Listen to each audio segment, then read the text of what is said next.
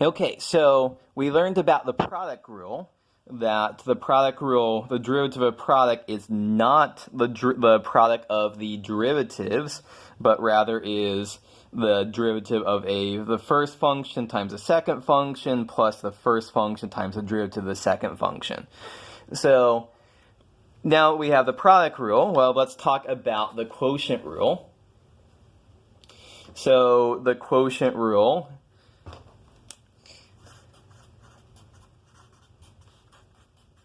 so what happens if we want to take the derivative of a quotient? So the derivative of the quotient, so let's say we have f of x divided by g of x. So what do we think the derivative of the quotient is?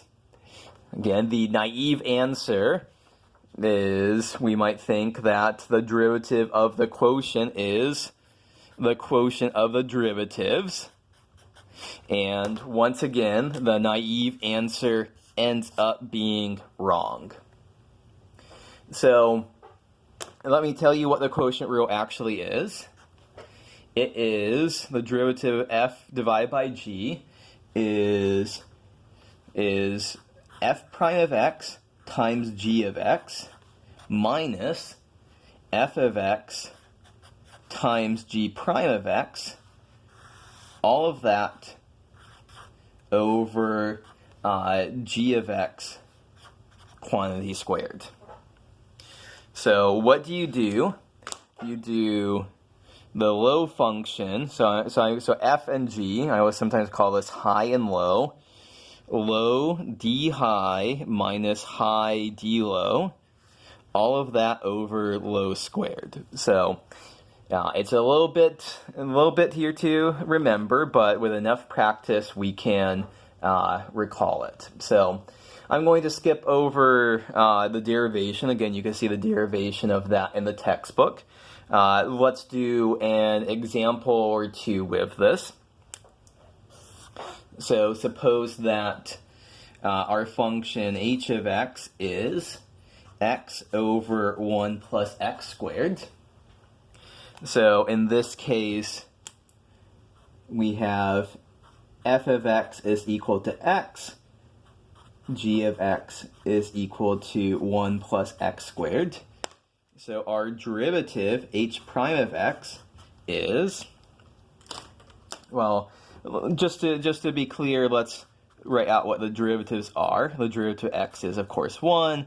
The derivative of 1 plus x squared is 2x. So now we can just pattern match what's going up here. So f prime of x is 1 times g of x, 1 plus x squared, minus f of x is x times g prime of x is 2x. All of that over g of x squared. So that is 1 plus x squared, all of that squared. If we wanted to simplify that, the numerator we get 1 plus x squared minus 2x squared, so that's just 1 minus x squared. All of that over 1 plus x squared squared. So there is an example using the quotient rule. Let's see what is another example of the quotient rule that we could do here. Let's do one involving exponentials, just to practice that. Let's say that the derivative with respect to t, I've usually been using x, but it's worthwhile for us to talk about t occasionally. So what's going on here? The numerator f of t is e to the t, which of course has derivative e to the t.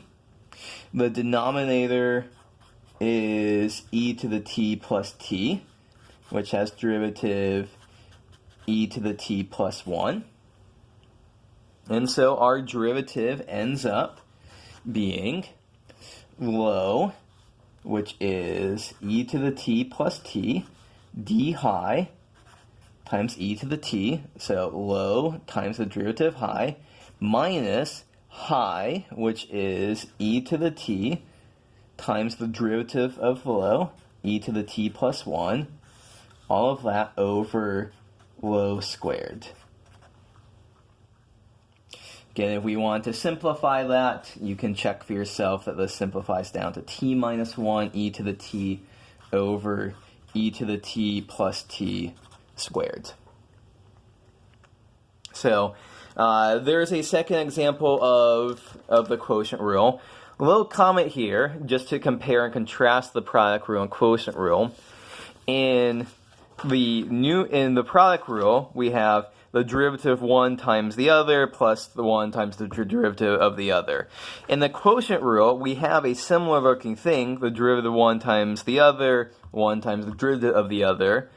But note in the product rule, order doesn't matter because there's a plus sign. In the quotient rule, the order does matter. That if you wrote these two backwards for the product rule, that's completely fine. You get the same answer. But you need to have these terms in the right answer in order to make the quotient rule work out.